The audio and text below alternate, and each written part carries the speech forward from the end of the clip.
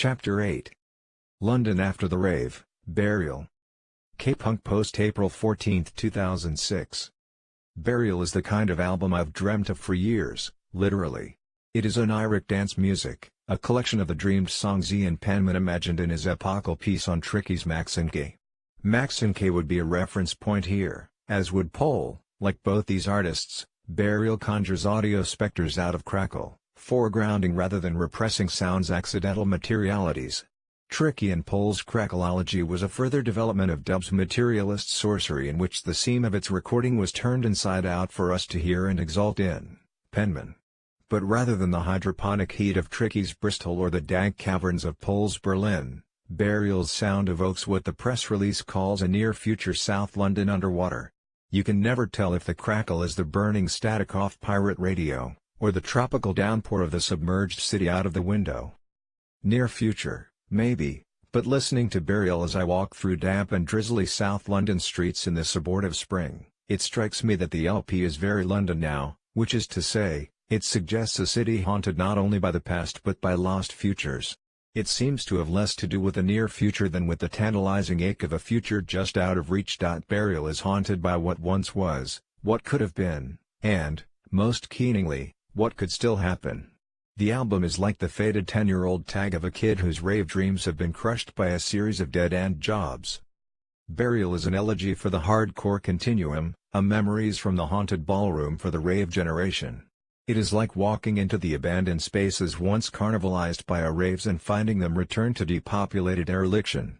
Muted air horns flare like the ghosts of raves past. Broken glass cracks underfoot. MDMA flashbacks bring London to unlife in the way that hallucinogens brought demons crawling out of the subways in Jacob's Ladder's New York. Audio hallucinations transform the city's rhythms into inorganic beings, more dejected than malign. You see faces in the clouds and hear voices in the crackle. What you momentarily thought was muffled bass turns out only to be the rumbling of tube trains. Burial's mourning and melancholia sets it apart from dubstep's emotional autism and austerity. My problem with dubstep has been that in constituting dub as a positive entity, with no relation to the song or to pop, it has too often missed the spectrality wrought by dub's subtraction and process. The emptying out has tended to produce not space but an oppressive, claustrophobic flatness. If, by contrast, Burial's schizophonic ontology has a 3D depth of field, it is in part because of the way it grants a privileged role to voices under erasure, returning to dub's phonodecentrism. Snatches of plaintive vocals skitter through the tracks like fragments of abandoned love letters blowing through streets blighted by an unnamed catastrophe. The effect is as heartbreakingly poignant as the long tracking shot in Tarkovsky's Stalker, 1979. That lingers over sublime objects become trash. Burial's London is a wounded city, populated by ecstasy casualties on day release from psychiatric units, disappointed lovers on night buses, parents who can't quite bring themselves to sell their rave 12 inches at a car boot sale, all of them with haunted looks on their faces, but also haunting their interpissively nihilist kids with the thought that things weren't always like this. The sadness in the Damn 2 meets Vini Riley era Du Rudy column You Hurt Me and Gutted is almost overwhelming. Southern comfort only deadens the pain. Ravers have become deadbeats, and Burial's beats are accordingly undead. Like the tick-tock of an off-kilter metronome in an abandoned Silent Hill school, the clack-clack of graffiti-splashed ghost trains idling in sidings. 10 years ago, Code Woishun compared the harsh, roaring noise of no U-turns Hoover bass with the sound of 1,000 car alarms going off simultaneously.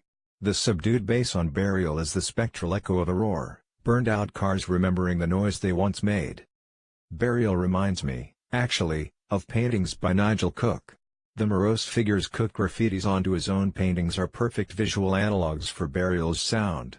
A decade ago, jungle and hip-hop invoked devils, demons and angels. Burial's sound, however, summons the chain-smoking plants and sobbing vegetables that sigh longingly in Cook's painting.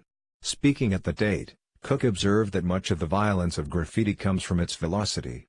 There's something of an affinity between the way that Cook recreates graffiti in the slow medium of oil paints and the way in which Burial dubmerges? Raves hyperkinesis in a stately melancholia.